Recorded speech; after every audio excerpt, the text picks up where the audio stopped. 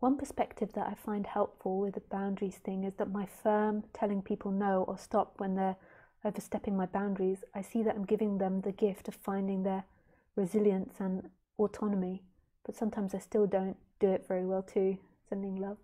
Thanks, Ines, for your suggestion. My dyslexia is really playing up tonight. It's mixing words. Sweston. So sending and suggestion was getting mixed then. Thanks for your suggestion. Yeah.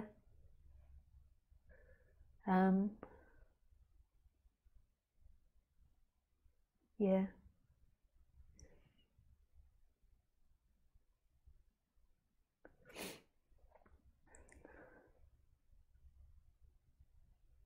I find it to be twofold, the boundary thing. So it's one is that I feel compassion for the person. So say if they're suffering lots and they want lots of attention, so that's one part that can happen. And then there's another part, and this one is really hard to see, is there is also fear of the person.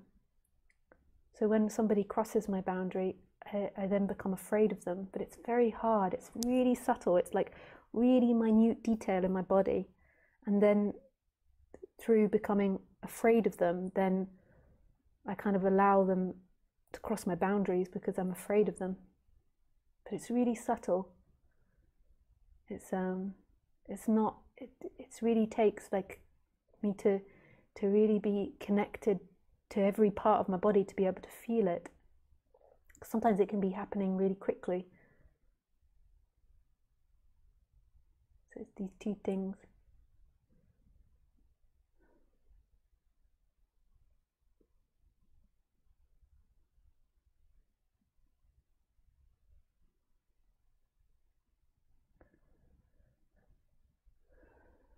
Especially men, but now also women as well.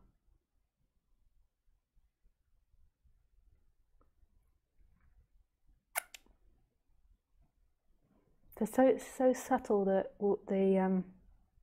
the makeup of the body and the way that it like acts out, so subtle. And I think that like a lot of people in society are so super unconscious of this, and like so I'm sure that other women in particular have this, and maybe and men as well, but if we just stick to the women.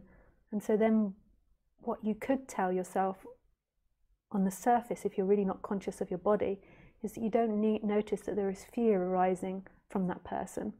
So then, and you're totally unconscious of that, but then they scare you, and then you befriend them, and you're nice to them, and you allow them to cross your boundaries, and then they're nice back to you, and then you become elated. I can see it happening, and then the person becomes elated with this new friendship, believing that it's a positive thing because they're then elated that they get on with this person, whereas really, like you can see it with managers or with bosses or something, and then they think that that's friendship, or they think that that's liking.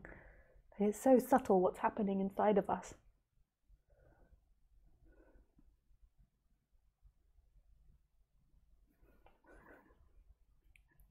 It's really amazing, like our makeup. How do you let go of times when boundaries have been crossed in the past?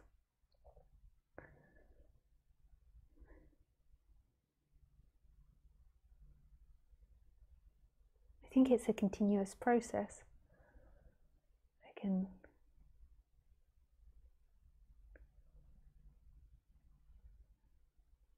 So when you have a trauma, you have a tendency, or you have like this type of personality, it's say something that you always have to work with. If you say had like, you know, like some type of illness like asthma, like it's a tendency, a way of the body. You know, I watched my mother from such a young age not have great boundaries, and so it's just not something that comes naturally to me. And also I think the way I am, like my dyslexia and awakening and open-mindedness, it's really not, like, I just don't get it. I know that sounds so weird. Like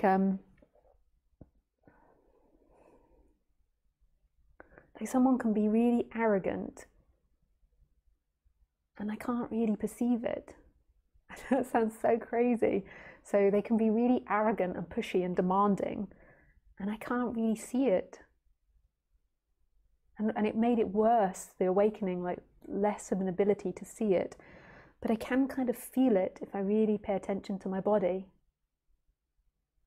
But I can't sit there and perceive this person's being really arrogant or this person's being really demanding. Like, or this person's talking too much, or this person's like talking at you at like 100 miles an hour, and it's like, I can feel it in my body, but it just doesn't translate correctly. Whereas my partner sees it really quickly. So he'll say something like, why do you let that person speak to you like that? Or like, why are you befriending that person? Then he'll explain it, and then I can see it. It's really funny, isn't it? And I can't teach myself to see it. I can't teach myself to think this around people. Like, I just don't think or judge people when they're speaking to me. I just am listening to and experiencing them. But then that means that because I'm not saying no to them, then they keep coming forwards. And then often if they are pushing people's boundaries, then they have like quite a strong motive or something, and then you get wrapped up in that. So it's really, to me, it's really like the subtleties of my body and my feeling, because my feeling can feel it. But even if I'm feeling it, I'm not necessarily doing anything about it. And it doesn't seem to get better on that level, but I keep reminding myself consciously and thinking and bringing it to like up in my mind, and me and my partner talk about it. So it's something that might get reconditioned. But I can see in this life, in society, like in a capitalist society that we're in, if you don't have good boundaries, you just get eaten alive. like I've got good enough boundaries to not being eaten alive, but it's like it's a bit like a child, like putting a child in a business setting. Like, so a lot of people in this society are very focused on what they want and what they can get for the situation. And if you haven't got that strong like momentum and you've got weak boundaries, then all these people push onto you, and really, like, boundaries are just so important, because otherwise you're not around really sensitive people that like aren't pushing on you. You're around people that are just pushing on you because you're not saying no to them, so you're not giving other people a chance. So yeah, I don't know if other people can sense that from their own experience. Sometimes people that come to these talks are really sensitive, and like, it's not that they don't have good boundaries, but they're more open-minded or something. And I once read this thing about cults, and like the people most susceptible for cults are young, open-minded people, and it's not necessarily somebody that's been traumatized, but then they go into the cult and they get traumatized, but it's that open-mindedness which doesn't then bring them the filters. Like, so then the cult or the other like takes advantage of that open-mindedness to push its way in, but then they become traumatized. So it's a continuous process, and all of us have these karmas, and you have to give it to God as to whether God reprograms them or changes them. And like my attitude is that every time I stumble, it's an opportunity to learn, which is something that I learned from Roger, and it's a really, on the human level, like a good way to look at things. Thinking about them recreates fear from the past, but at the same time we are talking about preventing them happening in the future. I can't see it until much later, maybe years later, and then I've realized I've ignored myself at the time and have been compassionate. I try to understand how to make peace rather than to take action in the moment. Yeah.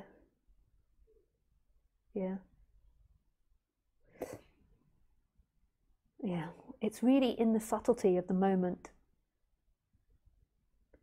Like my body does know when somebody's pushing over my boundaries, but it's just not being interpreted. And then not getting like wound up in their story or their excuse or their suffering. Like, so not like believing into all of that. It's very difficult, especially if you're very empathetic.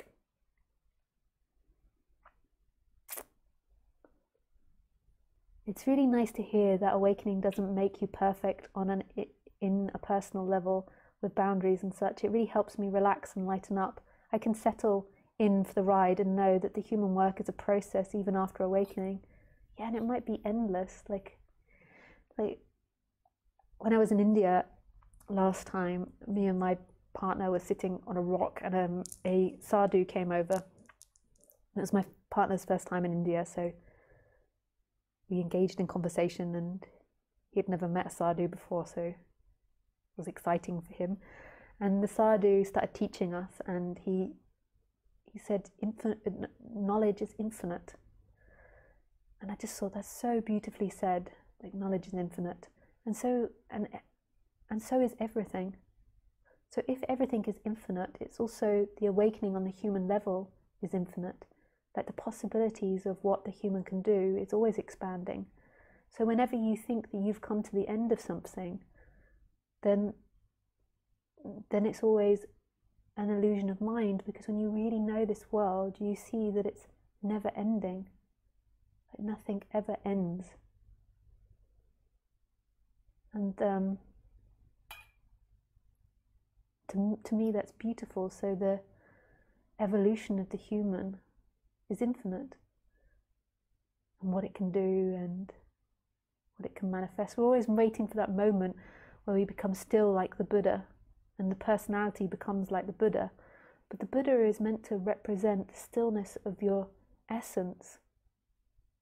So that Buddha sitting in stillness and peace and tranquility is meant to represent your inner, your essence. And then if you look at what represents life, it's Kali. And I think it's Kali. I have such a terrible memory. Kali, who's stood on a man with his head ripped off and riding a tiger, I think. I can't remember. But and that's life. Sounds so dramatic. But like life is the opposite of that. Life is like things happening and changing and dynamics. Yeah. But I'm also happy that me sharing my experience, which I try to do, and I sometimes think that it makes me sound really fucked up because I'm always talking about my dynamics. Like I never talk about too much about like what changed or how great this is or that is, because I don't want to like stick the finger in and like be like bragging, or like, it's not that I feel like I'm bragging, but like making people feel bad about themselves. So I'm always talking about like my difficulties, and I think I must come across like I'm always having problems. But I'm happy that it does that, because we get this idea that we're going to end up like the still Buddha, but that's meant to represent the internal. So you've got Shiva who is the stillness of what you are, and then Kali dances on Shiva's lap, and that's meant to represent life, which is wild. Life is wild.